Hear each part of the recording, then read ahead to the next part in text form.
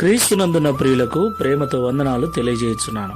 ఈ రోజు దేవుడు మనకు చేస్తున్న వాగ్దానం ఏమిటనగా యెషయా గ్రంథము 54వ అధ్యాయము 15వ వచనం. నీకు విరోధముగా గుంపు కూడువారు నీ పక్షపు వారగుదురు. ఆమెన్.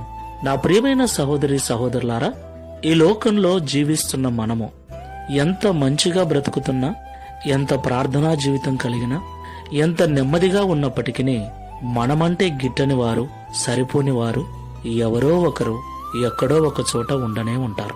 అవును ప్రియులారా, మనము నీతిగా ఉండటం నచ్చనివారో, మనము ప్రార్థనాపరంగా ఉండటం నచ్చనివారో, ఏదో ఒక కారణాన్ని బట్టి మనల్ని ద్వేషించేవారు ఉంటారు. అలాగే మనల్ని చెడగొట్టాలని, మనల్ని ఇబ్బందికి గురి చేయాలని, మనల్ని నాశనం చేయాలని చూసేవారు కూడా లేకపోలేదు. తప్పకుండా ఈ రెండు గుంపుల వారు మన చుట్టే ఉంటారు.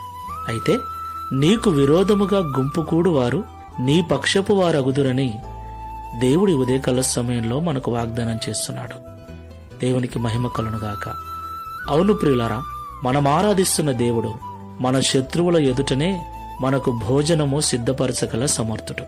మనకు శత్రువులైన వారిని మిత్రులుగా మార్చగల సమర్థుడు. అంతటి గొప్ప దేవుడు, ప్రేమగల దేవుడు మనకున్నాడు. కాబట్టి మనకు విరోధముగా వినబడుతున్న మాటలను బట్టి, మనకు విరోధముగా మనుషులు చేస్తున్న ఆలోచనలను బట్టి భయపడక, దేవుడు చేస్తున్న ఈ వాగ్దానమును బట్టి విశ్వాసముతో ప్రార్థనాపూర్వకంగా ముందుకు వెళ్దాం.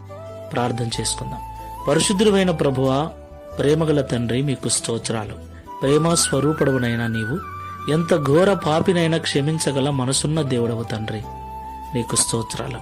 ఈ లోకంలో నీ బిడ్డలుగా జీవిస్తున్న మమ్ములను ద్వేషించేవారు, దూషించేవారు, మా నాశనాన్ని కోరుకునేవారు ఎవరో ఒకరు ఉండనే ఉంటారని Download ShareChat.